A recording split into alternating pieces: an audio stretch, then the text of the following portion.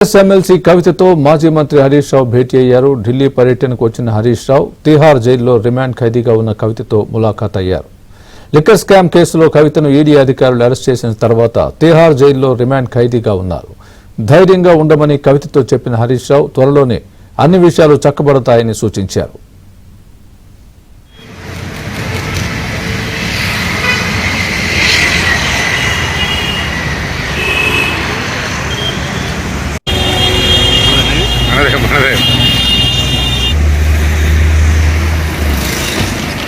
ఖైదీగా ఉన్న కవితతో ములాఖాత్ అయ్యారు.